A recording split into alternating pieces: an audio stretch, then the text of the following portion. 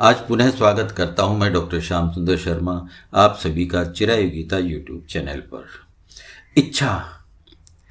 इच्छा को अगर हम ध्यान से समझने का प्रयास करें तो जान पड़ता है कि इच्छा एक शक्ति है और इसीलिए जाने अनजाने इसका नाम ही इच्छा शक्ति हो गया। और ये भी जान लो कि ये मनुष्य की स्वयं के नहीं है, मनुष्य कहीं से इसे खोजकर अपने लिए लाया हो ऐसा भी नहीं है। मनुष्य को इच्छा शक्ति प्रदान करने वाले स्वयं भगवान हैं, ईश्वर हैं, परमेश्वर हैं। मनुष्य के मन में जब कभी कुछ पाने का विचार आता है तो मान लो ये विचार ही इच्छा है, इच्छा शक्ति है। क्योंकि मनुष्य का स्वभाव है, उसे जो स्थान, वस्तु, पक्षी, पद, अवसर जो भी सुंदर लगता है या जिसकी ओर वो आकर्षित हो जाता है, तब उसके मन में तुरंत उसी समय बिना समय गंवाए उसी क्षण उसे प्राप्त करने का विचार उसमें उत्पन्न हो जाता है। वह उसे चाहने लगता है, पाने के लिए लालायित हो उठता है, बेचैन हो जाता है। ऐसा क्यों होता है? जिसकी चाह मन में पैदा हुई है, जिसने उसे आकर्षित किया है, उसे पाने की, प्राप्त करने की उत्कट इच्छा जागृत क्यों होती है? कभी सोचने का प्रयास किया?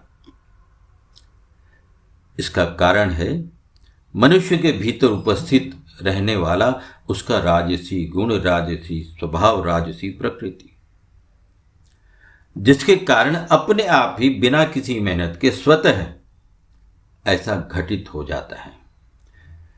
और इसमें उस मनुष्य को दोष भी नहीं दे सकते, क्योंकि यह उसका स्वभाव है, उसकी प्रकृति है, जिसके कारण उसमें इच्छा का अंकुर फूटा, इच्छा जागृत हो गई। और इच्छा से बढ़कर इस बात का सदैव ध्यान रखना कि इच्छा से बढ़कर है वासना। वासना का स्थान इच्छा से भी ऊपर है। लेकिन बड़ी अजीब सी बात है कि इच्छा शब्द सुनकर किसी को बुरा नहीं लगता जितना वासना शब्द सुनकर बुरा लगता है। वासना शब्द सुनते ही लोगों के मन में इस शब्द के प्रति एक हेय भाव उत्पन्न हो जाता है, जो बिल्कुल भी सही नहीं है, उचित नहीं है। वासना शब्द सुनते ही चरित्र का आकलन करने लगता है मनुष्य, किंतु ये उस मनुष्य के हाथ में है ही नहीं, बल्कि रजोगुण ही उसका कारण है। क्या है वासना? वासना कुछ और नहीं, पिछले अनेक जन्मों की संचित हुई, जमा हुई, इकट्ठी हुई इच्छाएं हैं वासना, और कुछ भी नहीं। और ये सब जानते हैं, मानते हैं कि सभी जन्मों का लेखा जोखा होता है, जो कर्म किए होते हैं उनका फल मिलना होता है। और इसी लेखे जोखे के कारण ये इच्छाएं इकट्ठी होकर इस जन्म में प्राप्त हुई हैं। भगवान श्री कृष्ण ने श्रीमद् भगवद गीता में कहा है, रजो रागात्मकम विद्धि तृष्णा संग समुद्भवम तन्निबध्नाति कौन्तेय कर्म संगेन देहिनम। ऐसा कहकर भगवान अर्जुन को समझाने का प्रयास करते हैं। वे कहते हैं, अर्जुन तुम ये जान लो, मान लो कि राग के रूप में जो रजोगुण उत्पन्न हुआ है, उसके उत्पन्न होने का कारण लालसा और आसक्ति है। और इस लालसा और आसक्ति के कारण से ही मनुष्य कर्म और कर्मों के फल से बंध कर रहता है। और जब ये संग्रहित होकर जन्मों जन्मों की संचित इच्छाएं, जिससे मन में बेचैनी उत्पन्न होने लगी हो, दिन रात बेचैन होकर जिसका विचार करने लगता हो मनुष्य, इस प्रकार मन के अंदर तक बैठी हुई ये इच्छा जब तीव्र होती है तो यह कामना का रूप धारण कर लेती है। इसे कामना कहा जाता है। और कामातुर मनुष्य या कामना से घिरे हुए मनुष्य में शर्म, लाज, भय जैसी कोई चीज नहीं रहती। वो येन केन प्रकारणी किसी भी कीमत पर अपनी कामना को पूरी करने में लगे रहता है।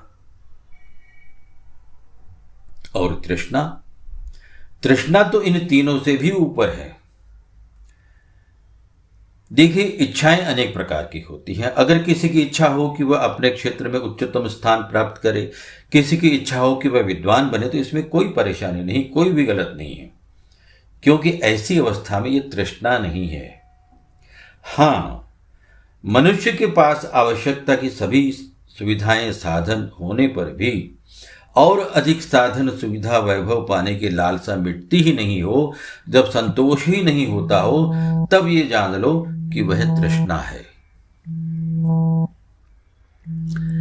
आध्यात्मिकता के भाव से अगर देखें तो इच्छा इतनी बुरी वस्तु नहीं है, किंतु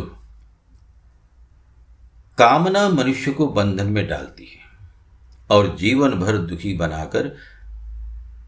ही बनाकर रखती है। तृष्णा जो इच्छा वासना कामना से भी बढ़कर है, उसके उत्पन्न होने पर मनुष्य का हाल एक यंत्र के समान हो जाता है। केवल यंत्र बनकर रह जाता है मनुष्य। उसे किसी में भी यानी न कर्म में सुख और आनंद की प्राप्ति होती है और न ही भोग में सुख और आनंद की प्राप्ति होती है। तृष्णा जीवन को आनंद रहित बना देती है। आनंद रहित बनाने का मुख्य कारण है आसक्ति और लालसा। इसीलिए भगवान इनका यानी आसक्ति और लालसा का त्याग करने के लिए सदैव कहते हैं। और जब जीवन निरासक्त होता है तो दुख का नामो निशान नहीं रहता, जीवन सुखी और आनंदमय रहता है। तो गुणों का महत्व जान लो कि गुणों का मनुष्य के जीवन में बहुत बड़ा महत्व है। इसलिए मनुष्य को चाहिए कि वह सत्गुण को बढ़ाए, और जब सत्गुण बढ़ेगा तो रजोगुण स्वतः क्षीण होते जाएगा। सत्गुणी बने, आसक्ति का त्याग करके निरासक्त बने। जय श्री कृष्ण, जय श्री राधे।